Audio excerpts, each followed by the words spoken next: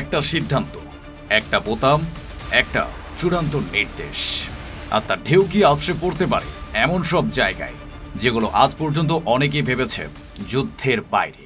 কারণ ইরানের Islamic revolutionary guard corps IRGC এবার এমন এক সতর্কবার্তা দিয়েছে যেটার কেন্দ্রবিন্দু শুধু ইরান নয়, বরং বিশ্বজুড়ে ছড়িয়ে থাকা আমেরিকার সামরিক ঘাঁটিগুলো। তাদের বক্তব্যের সারমর্ম হচ্ছে, যদি যুক্তরাষ্ট্র ইরানের বিরুদ্ধে নিউক্লিয়ার অস্ত্র ব্যবহার করে তাহলে পৃথিবীর বিভিন্ন দেশে থাকা মার্কিন সামরিক ঘাঁটিগুলো টার্গেট হতে পারে, এমনকি সেগুলো দখল বা কবজার মতো পরিস্থিতিও তৈরি হতে পারে। আর আইআরজিসি এই বক্তব্যকে শুধু হুমকির ভাষায় থামায়নি, তারা একটি ঐতিহাসিক তুলনা টেনে দিয়েছে, যেটা শুনলেই যে কারো মাথায় একটাই শব্দ ঘুরে, ভয়। তারা বলেছে, আজকের পৃথিবী ওয়ার্ল্ড ওয়ার 2 নয়। এখন প্রশ্ন উঠবে, এটা কি নিছক বক্তব্য নাকি সত্যি কোনো বড় সংঘাতের দিকের ইঙ্গিত? দখল শব্দটা কেন, ওয়ার্ল্ড ওয়ার 2 কেন, আর বিশ্বজুড়ে ঘাঁটি কেন? আজকের ভিডিওতে আমরা ঠিক এটাই ভেঙে দেখব, কিভাবে একটি বাক্য, একটি সতর্ক বার্তা গোটা বিশ্বের নিরাপত্তা সমীকরণে চাপ তৈরি করে। কারণ এমন বার্তাগুলো কখনো শুধু শোনানোর জন্য দেয়া হয় না, এসব বার্তা দেয়া হয় সিদ্ধান্ত বদলাতে বাধ্য করার জন্য। কূটনীতির ভাষায় একে বলা হয় ডিটারেন্স, আবার ভূ রাজনীতির ভাষায় একে বলা হয় সিগন্যালিং। শত্রুকে এবং শত্রুর মিত্রদের একই সঙ্গে বার্তা দেওয়া। প্রথম কনটেক্সটটা পরিষ্কার করি। রিপোর্ট অনুযায়ী এই সতর্কবার্তাটি আইআরজিসি এর একজন উপদেষ্টা হিসেবে উল্লেখিত ব্রিগেডিয়ার জেনারেল মোহাম্মদ রেজা নাকদির বক্তব্য হিসেবে এসেছে। আইআরজিসির ভাষ্য, যদি যুক্তরাষ্ট্র নিউক্লিয়ার অস্ত্র ব্যবহার করে তাহলে বিশ্বজুড়ে থাকা মার্কিন ঘাঁটিগুলো সিজার অর্থাৎ দখল বা কবজার মতো ঝুঁকিতে পড়তে পারে। একই সঙ্গে তারা বলেছে, today things are different than world war 2। লক্ষ্য করুন, এটা এখনই আমরা করব ধরনের ঘোষণা নয়, এটা যদি তবে ধরনের সতর্কবার্তা। কিন্তু এমন শর্ত সাপেক্ষ সতর্কতার একটি লক্ষ্য থাকে, শত্রুকে বোঝানো চরম সিদ্ধান্তের দাম চরম হবে। এখানেই আসে সেই প্রশ্ন, যেটা আসলে এই ভিডিওর হৃৎপিণ্ড। আপনি যদি এই প্রশ্নগুলোর উত্তর বুঝে ফেলেন তাহলে আইআরজিসি এর বক্তব্য পড়তে পারবেন একদম অন্যভাবে, শুধু ভয় হিসেবে নয় বরং কৌশল হিসেবে। কিন্তু প্রশ্ন হলো, আইআরজিসি কেন হঠাৎ ওয়ার্ল্ড ওয়ার 2 টেনে আনছে? তারা দখল শব্দটা কেন ব্যবহার করছে? এটা নিছক কোনো হুমকি নাকি এক ধরনের কৌশলগত বার্তা, যে বার্তায় পেন্টাগনকে বলা হচ্ছে ইরানের বিরুদ্ধে যে কোনো চরম সিদ্ধান্তের দাম শুধু তেহরানে নয়, দিতে হবে বিশ্বজুড়ে? আর সবচেয়ে বড় প্রশ্ন, এই সতর্কবার্তার আসল লক্ষ্য কারা? আমেরিকার সিদ্ধান্ত গ্রহণকারী মহল নাকি আমেরিকার মিত্র দেশগুলো, যারা নিজেদের মাটিতে মার্কিন ঘাঁটিকে আশ্রয় দিয়েছে? এখন উত্তর খুঁজতে গেলে আমাদের 3টি স্তরে যেতে হবে। প্রথম স্তর, কেন ওয়ার্ল্ড ওয়ার 2? দ্বিতীয় স্তর, দখল বা সিজার মানে কি? তৃতীয় স্তর, এবারের বার্তা কার উদ্দেশ্যে? প্রথম স্তর, আইআরজিসি কেন ওয়ার্ল্ড ওয়ার 2 টেনে আনছে? কারণ দ্বিতীয় বিশ্বযুদ্ধ মানুষের স্মৃতিতে এক চূড়ান্ততার প্রতীক।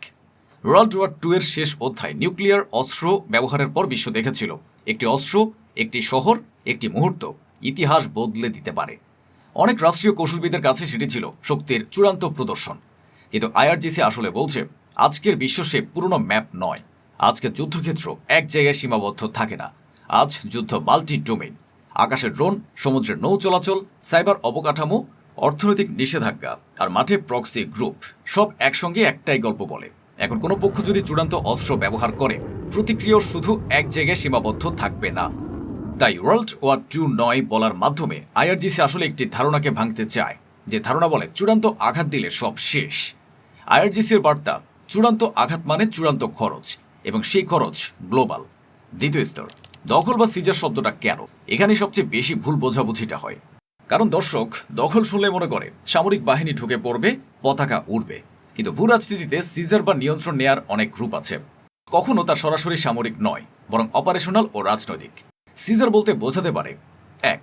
ঘাঁটির চারপাশে অবরোধ বা ইনসার্কেলমেন্ট প্রেশার, যাতে ঘাঁটি কার্যত বিচ্ছিন্ন হয়ে পড়ে। 2. ঘাঁটির সাপ্লাই লাইনে চাপ, লজিস্টিক চোক, যেখানে ঘাঁটির দৈনন্দিন চালাতে যে রসদ প্রবাহ লাগে তা বাধাগ্রস্ত হয়। 3. হোস্ট দেশের উপর রাজনৈতিক চাপ, যে দেশ ঘাঁটি নিয়েছে সে দেশের সরকারকে এমন অবস্থায় ফেলা যাতে তার ঘাঁটির কার্যক্রম সীমিত করতে বাধ্য হয়। 4. অস্থিরতা ও নিরাপত্তা ঝুঁকি এমন পর্যায়ে নেয়া যাতে ঘাঁটি কাগজে থাকলেও বাস্তবে অপারেশনাল লয়াবিলিটি হয়ে যায়, ঘাঁটি ধরে রাখার খরচ সুবিধাকে ছাড়িয়ে যায়। অর্থাৎ আইআরজিসি সিজার শব্দটা ব্যবহার করে একটি বড় ছবি আঁকছে। যদি নিউক্লিয়ার ট্যাবু ভাঙে তাহলে আমেরিকার গ্লোবাল উপস্থিতি একসঙ্গে চাপের মধ্যে পড়বে। আর এই চাপ তৈরি করা যায় শুধু ক্ষেপণাস্ত্র দিয়ে নয়, চাপ তৈরি হয় রাজনীতি, জনমত অর্থনীতি, লজিস্টিক সব মিলিয়ে। এখন তৃতীয় স্তর, এই বার্তার লক্ষ্য কারা? আপনার প্রশ্ন পর্বে এটা ছিল সবচেয়ে গুরুত্বপূর্ণ প্রশ্ন। এই সতর্কবার্তাকে যদি আপনি শুধু আমেরিকার দিকে ছোড়া হুমকি মনে করেন, তাহলে আপনি অর্ধেক দেখেছেন। কারণ বিশ্বজুড়ে ঘাঁটি বলার মধ্যে আরেকটি বার্তা লুকিয়ে আছে, মিত্রদের উদ্দেশ্যে বার্তা। যে দেশগুলো মার্কিন ঘাঁটি হোস্ট করে তারা এক ধরনের নিরাপত্তার ছাতা পায়, আবার একই সাথে ঝুঁকিও নেয়। উত্তেজনা বাড়লে তাদের জনগণ প্রশ্ন তোলে, এই ঘাঁটি কি আমাদের সুরক্ষা নাকি আমাদের বিপদ? আইআরজিসি সম্ভবত চায় এই প্রশ্নটা আরও বড় হোক, কারণ মিত্রদের মধ্যে সন্দেহ তৈরি হওয়া মানে জোটের ভেতরে চাপ বৃদ্ধি, যা সরাসরি সামরিক সংঘাত ছাড়াই শত্রুর শক্তিকে দুর্বল করতে পারে। এটি হলো স্ট্র্যাটেজি উইদাউট ফায়ারিং, গোলাগুলি ছাড়াই কৌশলগত ক্ষতি। আর এখানে আসে ডিটারেন্সের সব থেকে বড় মনস্তত্ত্ব, ভয় দেখিয়ে যুদ্ধ থামানো। অনেক সময় সবচেয়ে ভয়ঙ্কর বাক্যগুলো যুদ্ধ শুরু করার জন্য নয়, বরং যুদ্ধ ঠেকানোর জন্য বলা হয়। আইআরজিসির এই বক্তব্য সেই ধারার হতে পারে। তারা বলছে, যদি তুমি সীমা পার হও, আমরা প্রতিক্রিয়ার খরচ এমনভাবে ছড়িয়ে দেব যাতে তোমার সিদ্ধান্ত নেওয়া কঠিন হয়ে যায়। এই হলো কস্ট ইম্পোর্শন, শত্রুর সম্ভাব্য সিদ্ধান্তের খরচ বাড়িয়ে দেয়া। কিন্তু নিউক্লিয়ার প্রসঙ্গ উঠলেই একটা ধারণা সবার সামনে আসে, নিউক্লিয়ার ট্যাবু। দ্বিতীয় বিশ্বযুদ্ধের পর থেকে নিউক্লিয়ার অস্ত্র ব্যবহারের ব্যাপারে এক ধরনের বৈশ্বিক ট্যাবু গড়ে উঠেছে। নৈতিকতা, রাজনীতি, কূটনীতি, প্রতিশোধের ভয় সব মিলিয়ে আইআরজিসি যখন ওয়ার্ল্ড ওয়ার II টেনে আনছে, তখন তারা আসলে এই ট্যাবুটাকে সামনে আনছে। তারা বোঝাতে চাইছে, যদি কেউ ট্যাবু ভাঙে, তাহলে প্রতিক্রিয়া শুধু সামরিক নয়, কূটনৈতিক ও রাজনৈতিকও হবে। তখন অনেক দেশ বাধ্য হবে অবস্থান নিতে, দূরত্ব নিতে, এবং সেই ঢেউ গিয়ে লাগতে পারে মার্কিন ঘাঁটির উপর। কারণ ঘাঁটি অনেক দেশে রাজনৈতিক ইস্যু হয়ে দাঁড়ায়। এবার আসি সবচেয়ে বড় প্যারাডক্সে, আমেরিকার বেস্ট নেটওয়ার্ক, শক্তি নাকি দুর্বলতা? শক্তি, কারণ এটি পাওয়ার প্রজেকশন, কিন্তু দুর্বলতাও, কারণ এটি টার্গেট সার্ফেস বাড়িয়ে দেয়। এই নেটওয়ার্ক টিকিয়ে রাখতে গেলে অবিরাম রসদ, মিত্রদের সম্মতি, জনমত সামলানো, নিরাপত্তা ব্যয়। সংকটের সময় এগুলোর প্রতিটি হয়ে যায় এক একটা ফ্রন্ট, যেখানে শত্রু সরাসরি যুদ্ধ ছাড়াই চাপ দিতে পারে।